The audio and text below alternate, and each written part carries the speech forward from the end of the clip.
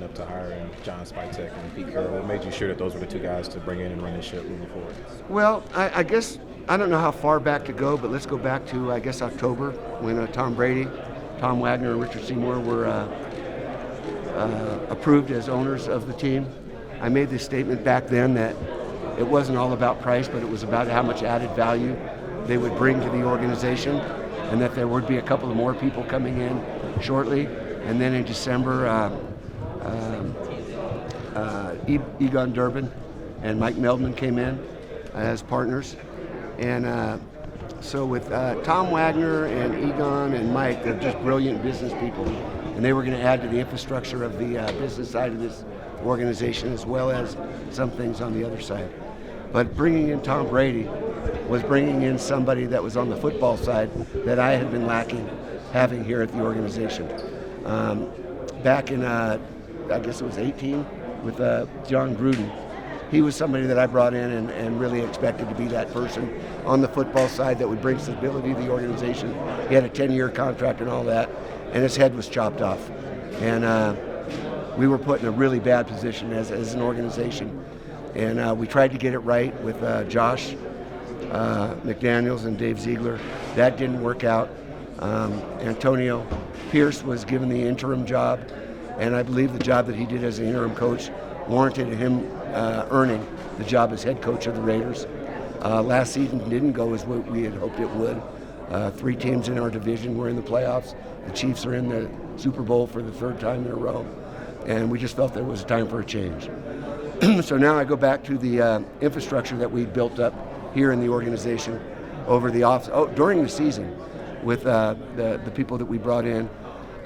We also, the process was a little bit different this year in going after the head coach. We hired Corn Ferry and a fellow by the name of Jed Hughes, and Jed helped us to identify and coordinate certain people that we were interested in interviewing, as well as some that they had on their thing. And so the interview group was myself, Tom Brady, Mike Meldman, Egon Durbin, and Tom Wagner, with help in the background with Sandra Morgan, and Larry Delson, and Tom Delaney. And we went through a very rigorous process of interviewing people, and by the time we were done, we knew that it was going to be, there were 3 or 4 people that we were truly interested in, and when one person made a decision to go to another team, it became clear that Pete was going to be our guy. And on the other side of the coin, Spytek, John Spytek, really impressed us from the get-go, and so he was chosen as the general manager. You've known Pete for a long time. What stood out in this process? The interview with Pete was one of the first ones we did. It might have been the first one we did, and his energy was amazing. It's funny, when my mom found out Carroll was going to be the head coach. My mom's Carol Davis. She just turned 93. She thought we were talking about her, but I told her, no, we're doing Pete Carroll because we're looking for youth. So that's how that worked out. But Pete, I've watched Pete for a number of years. I watched him at USC. And where I really watched him was when he was at Seattle and competing with the 49ers. And the Niners were the bully on the block, and Seattle actually was one of the teams that figured out how to beat him and beat him pretty damn good. So I was impressed with Pete's, again, he brings up the word competitiveness, and I think that shows throughout his career.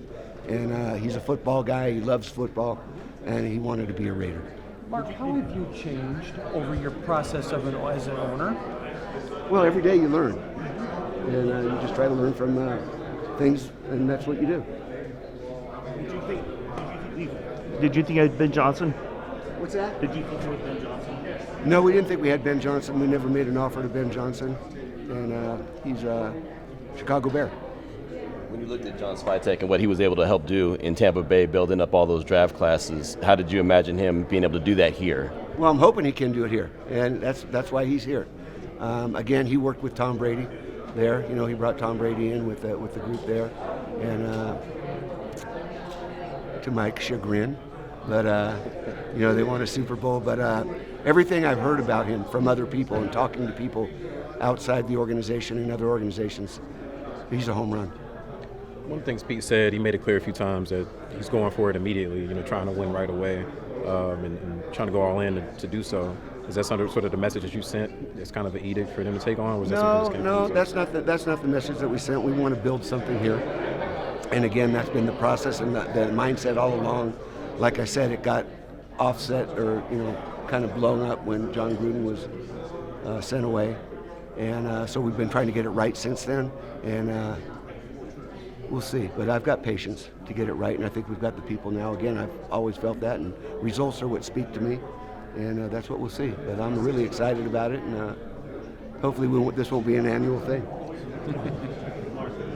You just, I guess, talk about, the humility, it takes as owner to defer to guys like Tom Brady and, maybe some owners would want to have the finals, to run a tight ship in that regard, but yes. Again, I've been telling y'all ever since the beginning of this that the one thing I know is what I don't know, and I'm going to surround myself with people that do know those things. And I'm going to give them the opportunity to do their job. And I give them vision, goals, we talk about those things, but results are what speak. And so it's fairly easy to do that if you understand where you are. I've been around some great football people in my lifetime. When you talk about my father, you talk about John Madden, you talk about Tom Flores, you talk about Ron Wolf, and all of these people have helped me along the way. And so I know what it takes and all of that. And I think we've got the infrastructure now in this organization to move into the future. When Pete was in Seattle, all they talked about was his culture and what he built culture-wise, players, everyone said that. What do you want the culture to be under Pete? Well, again, it's the Raider way under Pete. Pete is somebody that is a winner on and off the field. And he builds a culture. I think Antonio Pierce was building a culture here with the players. And that was important. I think we had to continue to build upon that. I will say this, that team last year did not quit. And that was really one of the toughest things about making the change, was the fact that they played for him. And it's something that I'll always be grateful for. But we'll see what we build here, but it's still the Raiders. And that's something that everybody's got to remember. They mentioned quite a bit in the pressers their love for football. They have to have guys that love football. Love football. You mentioned a bunch of guys that help influence you in football. Did you kind of get that same sense when you were hearing that for love for football guys? I did, and I think that was one of the criteria that was given to Korn Ferry from us. That had to be one of the ingredients that the candidates had. And Mark, when you say it's important to remember we're still the Raiders, what does that entail when it comes to merging that philosophy with whoever's incoming like Pete? Well, commitment to excellence, pride and poise, just win. Greatness of the Raiders is in its future. Those are all things that are not just statements, but they're something that we live by. When you talk about Raider fans, they're not just football fans, they're fans of a way of life. And it's something that we remember around here at all times. The most valuable asset we have is our alumni.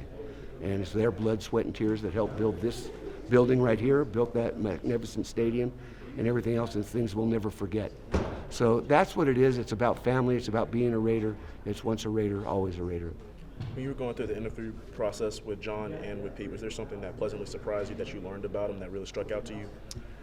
I think a lot of things, actually. I thought Pete's energy, but also Pete's again, love for the game and how badly he wanted to be a Raider.